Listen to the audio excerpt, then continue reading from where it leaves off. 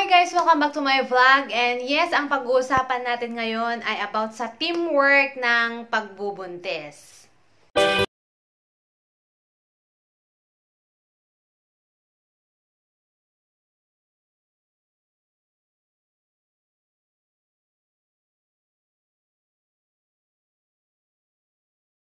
Madaming nagtatanong sa inyo guys sa FB page and dito sa comment section sa YouTube, and karamihan tanong nila, ginawa na nila ang lahat, and positive naman sila sa OPK. So meaning nag-ovulate sila or nangingitlog sila pero hindi pa rin matimingan. And guys, ang lagi ko naman sagot dyan, dapat teamwork kayo ni Habi. Yes, ginawa mo na lahat, and then yes, nangingitlog ka nga, nalaman mo naman na nangingitlog ka, and then nagpa-check up ka, okay naman ang lahat, normal naman ang lahat.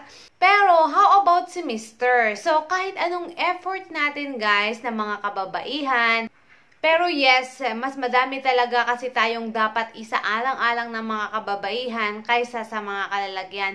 Pero dapat teamwork nga, as I said, dapat okay din si Habi. So halimbawa, okay naman lahat sa'yo, pero si Habi naman mababa yung semen count niya, or hindi masyadong nakakalangoy, walang kakayahang lumangoy, papaloob yung kanya. So useless pa rin yung effort natin guys. So dapat nga, as I said, dapat teamwork yan. Naalala ko guys, nung TTC pa rin kami ng husband ko is nag-gym siya, and yes, umiinom din siya ng mga vitamins, although wala naman talaga siyang problema kasi nagpa-check up nga kami, overall check up, and ako talaga yung merong problema, pero uminom pa rin siya ng mga vitamins para, alam mo na, pang-boost ng mga semen, and pang-boost na rin ng mga egg quality niya, and nag-gym siya, although since then talaga, noong binata pa siya, lagi siyang nag-gym kasi health conscious siya. Pero nung TTC kami, medyo may katabaan na rin kami, syempre, and yun, nag-try kami talagang mag-diet, healthy diet, and nag-exercise kami. Ako nag-yoga and meditation and konting walking, pero siya, umabangon talaga yan ng maaga para pupunta sa gym kasi nagiging habit na rin niya Noong binata pa siya, ganun na siya. Kasi syempre may work din siya maghapon, kaya madaling araw siya pumupunta sa gym o kaya naman after work. And paggabi talaga hindi na kami nagra-rice. So more on gulay, ganon.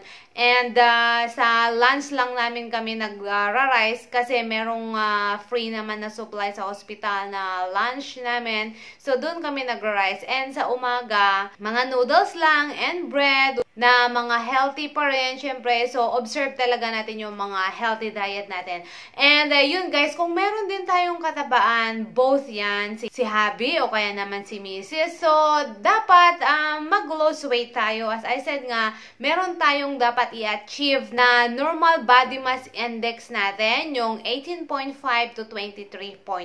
Yun yung normal BMI, body mass index ng adult.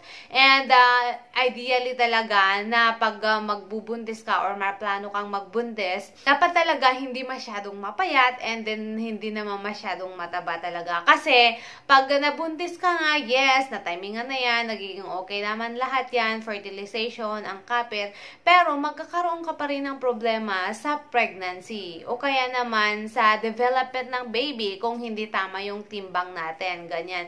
So, as of now, at least ideally 3 months before ka palang magpaplanong magbuntis, dapat i-condition na lahat yung mga egg quality natin. Ayan nga, yung mga mattress natin, yung mga ovary natin, and then pati din si husband. So, yes, kahit walang problema si husband, at least ibuboost pa rin niya yung egg quality niya as necessary. As I said nga, yung si husband ko, wala naman talaga siyang problema, pero nag-take pa rin silang vitamins. Pero parang hindi pa nga ata nangalahati sa mga vitamins niya noong nag-TTC kami. And then, nabuntis na ako. And yun pa rin, yung tinake niya, same din sa akin. Sa kanya, Fertil Aid for Men, and Count Boost, and Motility Boost. So yun, pag naisipan lang ata niyang uminom ng vitamin, tsaka sa iinom. So hindi pa ata nangalahati yun, and nabuntis naman na ako. Pero yun yung sa first pregnancy namin. Pero nung nitong second, hindi na siya uminom. Pero ako, uminom pa rin ako. Right after kong nakunan, kinontinue ko na agad na uminom ulit ng the same na mga vitamins na yon. So yun guys, and then teamwork din yan sa OB nyo o kaya yung mga fertility doctors nyo. Kasi guys, meron mga cases na hindi mo talaga pwedeng gawing sa natural lamang na mga remedies.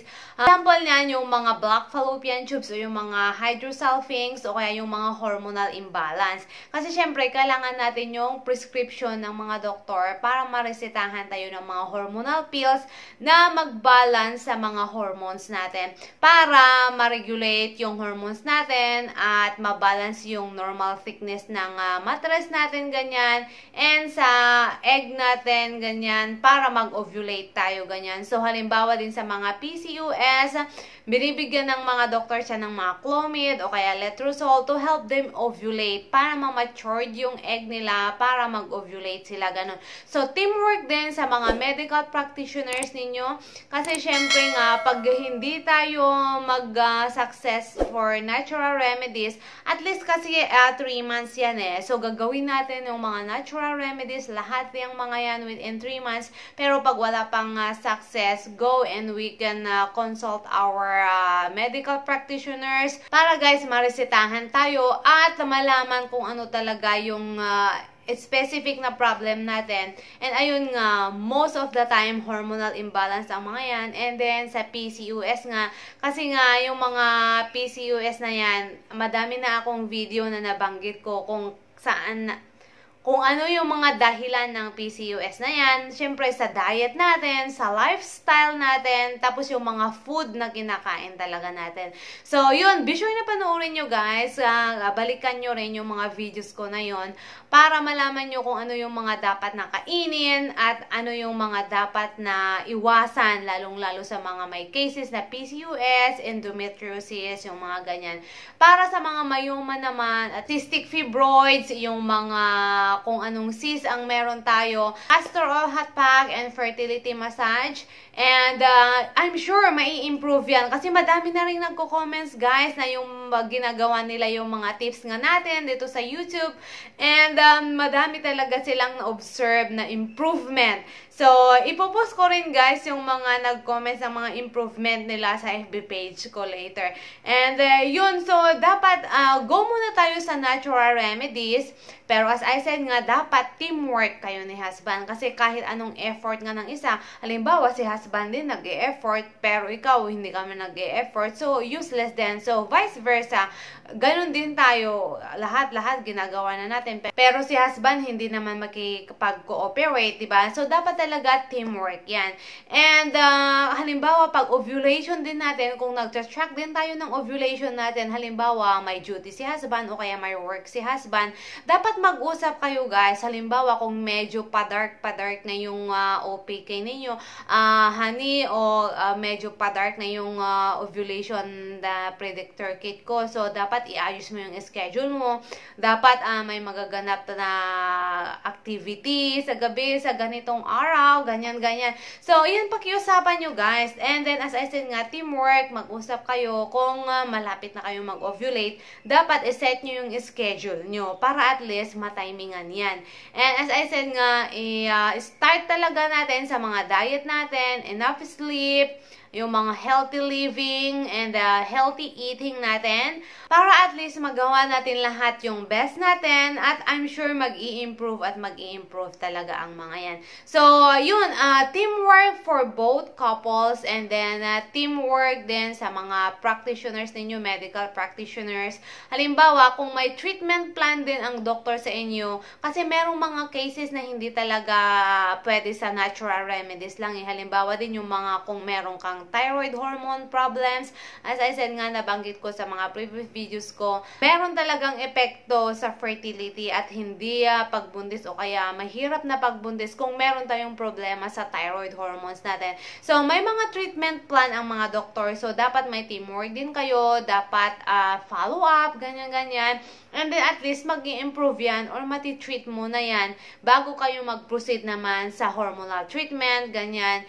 Kung yung mga doktor nyo, binibigyan din kayo ng mga hormonal pills, tapos ayun nga yung mga Clomid o yung mga Letrozole na to help you ovulate, please follow them kasi mayroong treatment plan sila sa inyo at na-assess din kayo. Pero as I said nga, go muna tayo sa mga natural remedies o kaya pwede namang pagsabayin, teamwork sa doctor and then teamwork nyo both partners to do the natural remedies first para mag-improve at mag-improve talaga ang mga fertility hormones natin. So yun lang guys, at huwag mawalan ng pag-asa kasi medyo pangit na yung mga mood ng iba kasi ma'am, kasi nagpositive na ako sa OPK last month tapos may nangyari sa amin pero wala namang nabuo, ganyan. So madami pa ring factors, yes, matatimingan yan, sure ball na matimingan mo yung ovulation natin, pero as I said nga, paano naman kung yung quality ng egg ng husband natin ang problema, ganyan. So dapat teamwork nga and then dapat magpa-check up muna, alamin natin yung mga problema natin kasi